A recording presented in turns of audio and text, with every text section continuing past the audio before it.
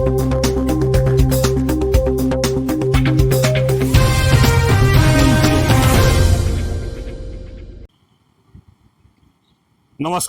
जोहार। आप देख रहे हैं झारखंड स्वतंत्र खबर।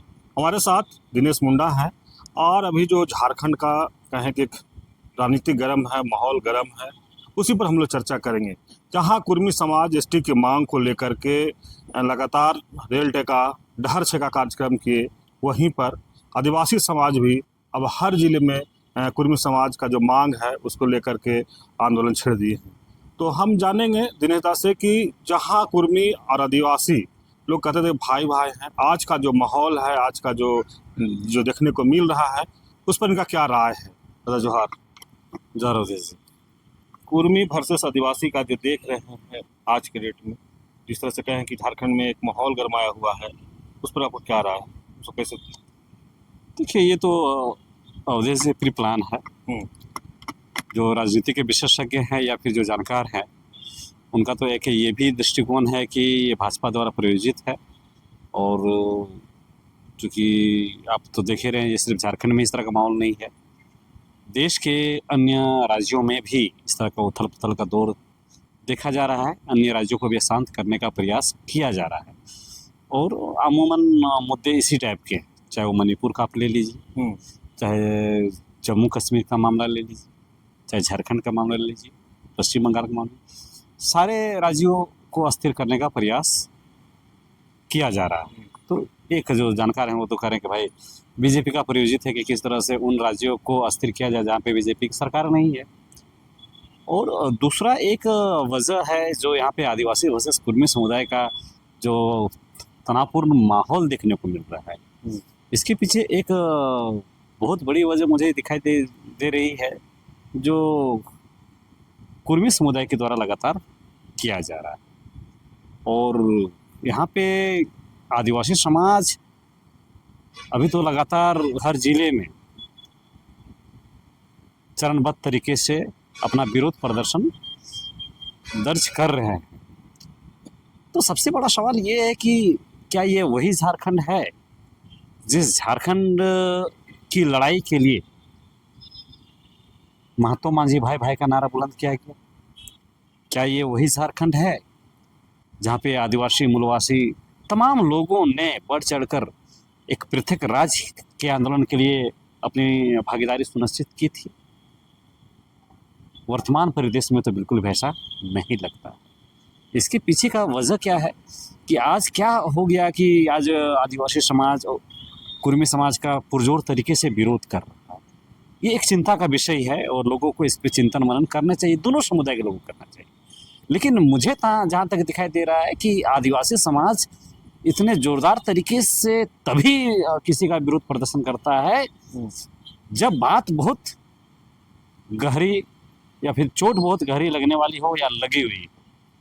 तो जहाँ तक मैं देख पा रहा हूँ कि आदिवासी समाज कुर्मी समुदाय का केवल इस आधार में विरोध नहीं कर रहा है कि वो एससी सूची में आना चाहते हैं। एससी सूची में वो आना चाहते हैं जिसको लेके तो खैर विरोध है ही, लेकिन ये सिंगल विरोध नहीं, मतलब कारण नहीं है कि आदिवासी समाज इसके लिए विरोध कर रहा है। हाँ, ऐसा लग रहा है आदिवासी समाज का कि अगर ये शेड्यूल हो जाएंगे तो तमाम जितने भी अवसर आदिवासी समाज को अपने जीवन को सुदृढ़ करने के लिए, अपने जीवन को आगे बढ़ाने के लिए संविधान में दिया गया है, चाहे वो भूमि संबंधी अधिकार हो, चाहे रोजी रोटी का मामला हो, चाहे राजनीतिक आरक्षण का मामला हो, चाहे शैक्षणिक सामाजिक आरक्षण का मामला हो, वो तमाम जगह पे ये पीछे हो जाएंगे और इनकी स्थिति और ख़राब हो जाएगी। ये डर तो खैर आदिवासी समुदाय में है और ये कहीं ना कहीं व्यवहारिक लगता भी है। तो इसको देखते हुए भविष्य में जो समस्या आने वाली है, इसको देखते हुए एक तो है कि आदिवासी समाज इसका विरोध कर रहा है। दूसरा एक एंगल है जो मैं देख पा रहा हूँ और जो आदिवासी समाज के जो विचारक हैं, विशेषज्ञ हैं, वो देख पा रहे हैं, इसलिए वो इसका विरोध कर रहे हैं। देखिए, कुर्मी समुदाय का हक है कि संवैधानिक तरीके से वो अपना मांग रख सकता है, संवैधानिक तरीके से वो रख भी रहे हैं। हाँ, ऐसा लगता है कभी कभी कि इनकी जो मांग है भले वो संवैधानिक, लेकिन तरीका संवैधानिक लगता है इनकी क्रियाकलापों से। लेकिन यहाँ पे लगातार जो समाज विरोध कर रहा है इसके पीछे एक ये वजह दिख रहा है कि एक तरफ तो ये शेड्यूल होने के लिए पुरजोर तरीके से प्रयास कर रहे हैं, लेकिन दूसरी तरफ क्या हो रहा है कि आदिवासी समाज को लगातार इन पे ये चौतरफा हमला कर रहे हैं। किस तरह से? आदिवासी इतिहास पे लगातार ये छेड़छाड़ करने का प्रयास कर रहे हैं। जो गौरवशाली आदिवासियों का इतिहास रहा है उस पर लगातार छेड़छाड़ कर रहे हैं। चाहे वो तमाम जिनको हम विद्रोह कहते हैं, चुआड़ विद्रोह हो, कोल विद्रोह हो, भूमिज विद्रोह हो, संथाल विद्रोह, तमाम जगह पे ये अपने फर्जी नायकों को स्थापित करने का प्रयास कर रहे हैं। ठीक है, स्थापित करने का प्रयास कर रहे हैं, उससे बहुत ज़्यादा जो भी है उनका मामला है, मुझे उतना ये परहेज नहीं है, उससे परेशानी। लेकिन चूंकि जो इतिहास आदिवासियों का गौरवशाली है, ये अपने नायक को घुसा के हमारे नायकों को कमजोर दिखाने का प्रयास कर रहे हैं। एक ये वजह है। दूसरा क्या वजह है कि शेड्यूल होने के साथ साथ ये आदिवासियों के सामाजिक व्यवस्था, धार्मिक व्यवस्था पे भी लगातार हमले कर रहे हैं। अब देखिए, संथाल, खासकर संथाल समुदाय के व्यवस्था पे, उनकी चीज़ों पे लगातार ये डाका डाल रहे हैं। ऐसा ये संथाल समाज के बुद्धिजीवी अगवागण का कहना है कि अगर ये 81 गोष्ठी दिखा रहे हैं तो उसमें संथाल समाज का कहना है कि जो 81 गोष्ठी दिखा रहे हैं उसमें से ज़्यादातर जो गोष्ठी है वो तो संथालों का है। ये हमारे गोष्ठी को चुरा के अपना गोष्ठी बना रहे हैं, तो इससे संथाल समाज नाराज है। लगातार ये जो आदिवासी त्यौहार हैं जिनको ये 12 माह से 13 पर्व का के महिमा मंडन कर रहे हैं, तो उसमें से आप देखिएगा कि 12 माह से 13 पर्व का जो कंसेप्ट है वो उस पर वो जबरदस्ती दावा कर रहे हैं। अगर इतिहास में जाइएगा तो 12 माह से 13 पर्व केवल कुर्मियों का नहीं है। अगर आप मानभूम या फिर आप बंगाल के जो सटा हुआ झारखंड का क्षेत्र, उस एरिया में जाइएगा तो 12 माह से 13 पर्व केवल कुर्मियों का नहीं है। उस क्षेत्र में जो भी रहते हैं वो सब करते हैं। तो गलत तरीके से ये 12 माह से 13 पर्व का जो नैरेटिव ये सेट कर रहे हैं, दावा कर रहे हैं, इससे भी आदिवासी समाज इसका विरोध कर रहा है। अब देखिए, कल तक आदिवासी समुदाय क्या जानता था कि भाई सरूल, सोहराय, कर्मा सब आदिवासियों का है। अब ये क्या कर रहे हैं, हर त्यौहार को अपना बता रहे हैं। तो अब बताइए कि जो चीज़ हमारा है, अगर उस चीज़ को कोई दूसरा कोई दावा पेश करेगा और गलत तरीके से पेश करेगा तो इसमें इसका तकलीफ तो उस समाज को होगा ही होगा।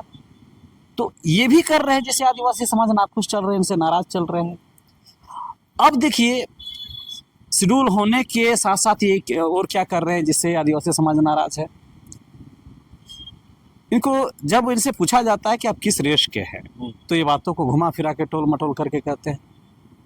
कई दफा ऐसा देखा गया है कि ये पहले तो बोलते थे कि नहीं संथाल हमसे निकले हैं, संथाल की जो व्यवस्था है, देखिए पूरी व्यवस्था पे किस तरह से ये डाका डाल रहे हैं। संथाल की अपनी सामाजिक धार्मिक व्यवस्था है, मांझी पंडित की व्यवस्था है।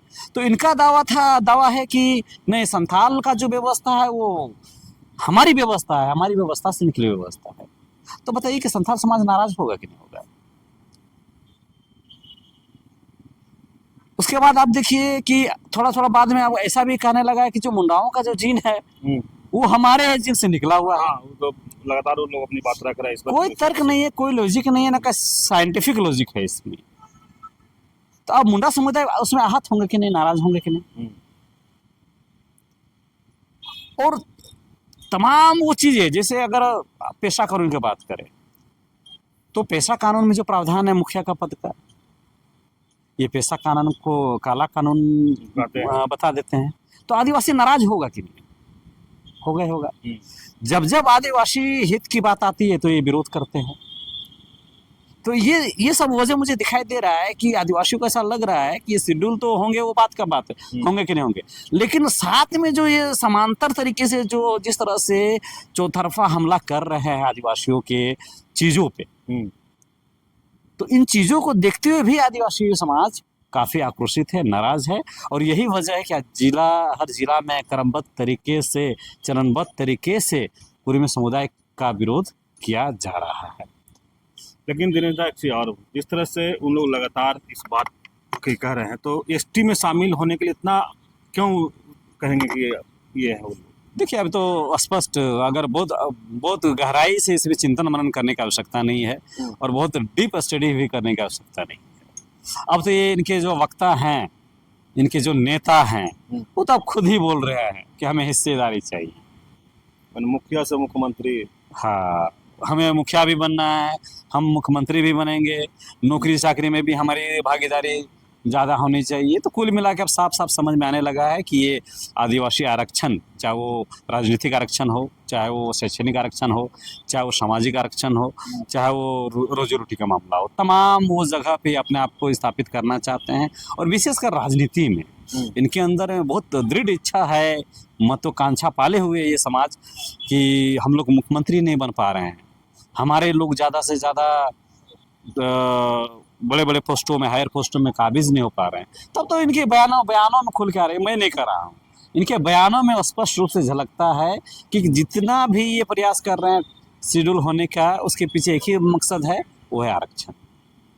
चलिए अभी आप सुन रहे थे दिनेश मुंडा की बात। इस तरह से कुर्मी समाज एसटी की मांग कर रहे हैं, तो उसी पर हम लोग बात शुरू किए थे, लेकिन स्पष्ट कह रहे हैं कि आदिवासी समाज कुर्मियों से क्यों नाराज है। ये इनका बहुत अच्छे से रखें कि जिस तरह से चौतरफा वो हमला कर रहे हैं, चाहे सामाजिक हो या फिर उनको जो पर्व त्यौहार है उस पर भी वो लगातार हमला कर रहे हैं, या आदिवासियों का जो अपना चूहा विद्रोह हो, चाहे तमाम जितना भी लड़ाई लड़े हैं उसमें अपने तरीके से इतिहास गढ़ना कर रहे हैं कि उसी के लेकर के आदिवासी समाज खासे कुर्मियों से नाराज हैं। लेकिन जहां तक कह रहे हैं कि अगर एसटी में शामिल होने का एक ही उनका ये है कि मुखिया से मुख्यमंत्री तक बनने का उनको इच्छा है। तो इस तरह की खबर को देखने के लिए आप झारखंड स्वतंत्र खबर से जुड़े रहिए। जोहार, नमस्कार।